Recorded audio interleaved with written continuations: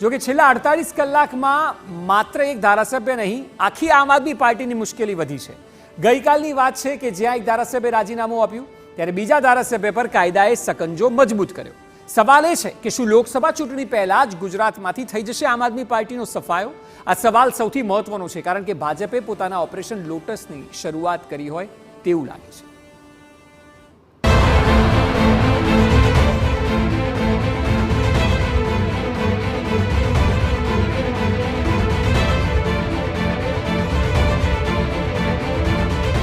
ભાજપનું operation lotus.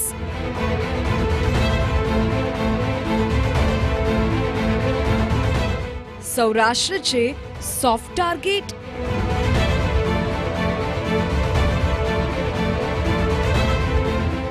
આમ આદમી party અને કોંગ્રેસમાં હજુ થશે ભંગાણ.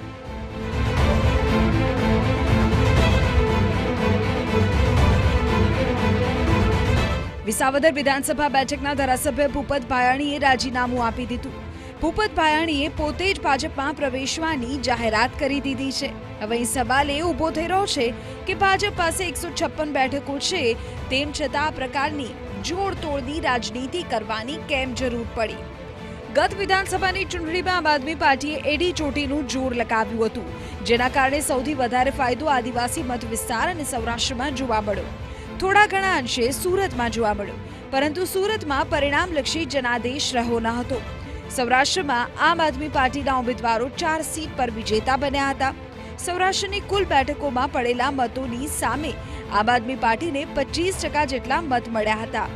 જો લોકસભા બેઠક પ્રમાણે આમ આદમી પાર્ટીને મળેલા મત પર નજર કરીએ તો સુરેન્દ્રનગરમાં 12,70,825 કુલ મત છે. તેમાંથી આમ આદમી પાર્ટીને મળેલા મત 2,40,195 થાય છે. રાજકોટમાં કુલ મત 13,13,993 માંથી આમ આદમી પાર્ટીને મળેલા મત 2,74,791 છે. પોરબંદરમાં 10,78,826 કુલ મત છે, જેમાંથી 1,45,084 મત આમ આદમી પાર્ટીને મળેલા. જામનગરમાં 11,01,111 માંથી 2,86,098 મત આમ આદમી પાર્ટીને મળેલા મત, જ્યારે જૂનાગઢમાં 11,21,560 કુલ મતમાંથી 2,30,458 આમ આદમી પાર્ટીને મળેલા મત છે. અમરેલીના કુલ મત 10,26,453 માંથી 1,71,047 મત આમ આદમી પાર્ટીને મળેલા કહેવાય છે, જ્યારે ભાવનગરના કુલ મત છે 11,54,116 અને આમ આદમી પાર્ટીને મળેલા મત 2,19,174.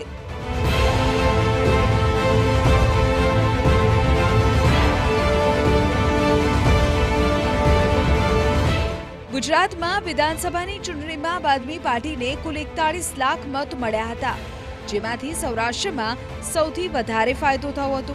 લોકસભાની ચૂંટણી પહેલા ભાજપ આમ આદમી પાર્ટીનું ડેમેજ કંટ્રોલ કરીને આ મત પણ પોતાની તરફ અંકી કરવાના પ્રયત્ન કરી રહ્યું હોય તેવું લાગી રહ્યું છે.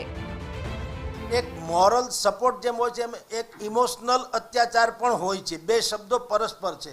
તો અત્યારે ઇમોશનલી એટલે કે આ લોકોને બધા જેનાથી માનતા હોય એવી બધા સમીકરણોથી મનાવવામાં આવી રહ્યા છે.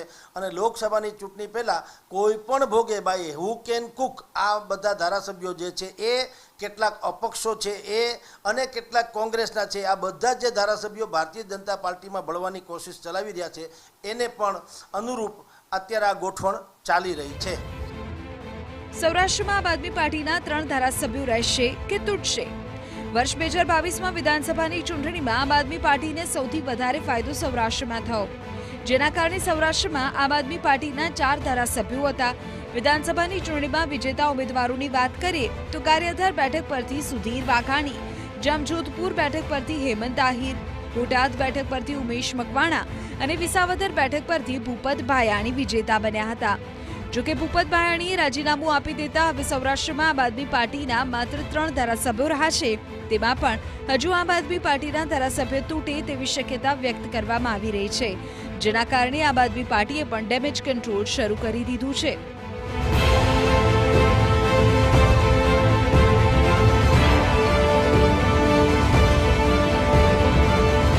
જોકે રાજકીય વિશ્લેષકો માની રહ્યા છે કે આગામી દિવસોમાં સૌરાષ્ટ્રને કબજે કરવા માટે ભાજપ આમ આદમી પાર્ટીની સાથે કોંગ્રેસના નેતાઓને પણ તોડી શકે છે. તોડવું અને ઢાળ મળે એના જેવી અત્યારે એની હાલત છે, કારણ કે વિપક્ષ નામે કોઈ ચીજ છે નહીં.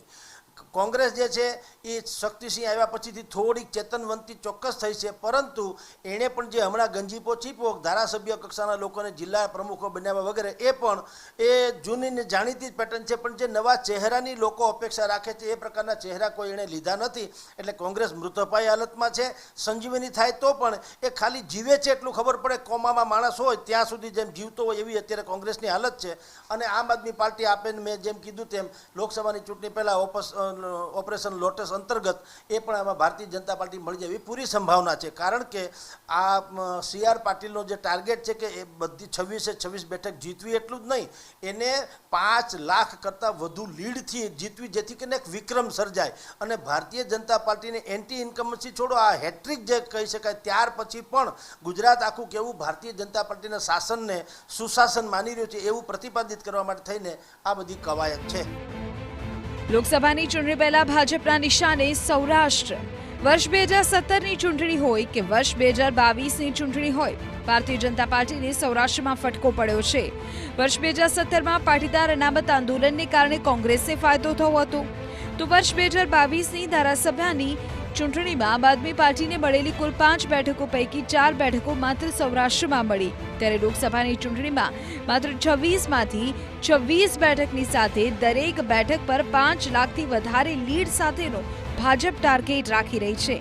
તેવા સમયે આમ આદમી પાર્ટીમાં મતોનું વિભાજન ન થાય તે માટે ભાજપ રાજકીય દાવ રમી રહી છે. એક ચર્ચા પ્રમાણે ભાજપ દ્વારા હજુ પણ આમ આદમી પાર્ટીના ધારાસભ્યોને તોડીને સૌરાષ્ટ્રને પોતાના તરફ કબજે કરી શકે છે. જોવાનું એ રહેશે કે ભાજપનું આ મિશન લોટસ કેટલું સફળ થાય છે.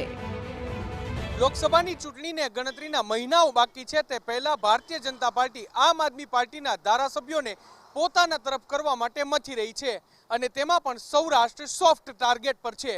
2017માં પાટીદાર અનામત આંદોલનના કારણે કોંગ્રેસને ફાયદો થયો હતો, તો 2022માં આમ આદમી પાર્ટીને મળેલી 5 સીટો પૈકી 4 સીટો સૌરાષ્ટ્રમાં મળી હતી. ત્યારે મિશન લોકસભાને ધ્યાને રાખીને 5 લાખથી વધુની લીડથી વિજેતા બનવાના ટાર્ગેટ સાથે ભારતીય જનતા પાર્ટી દરેક દિગ્ગજ નેતાઓને પોતાના તરફ આકર્ષવા માટેના પ્રયત્નો કરી રહી છે. કેમેરા પર્સન ભાવેશ લશ્કરી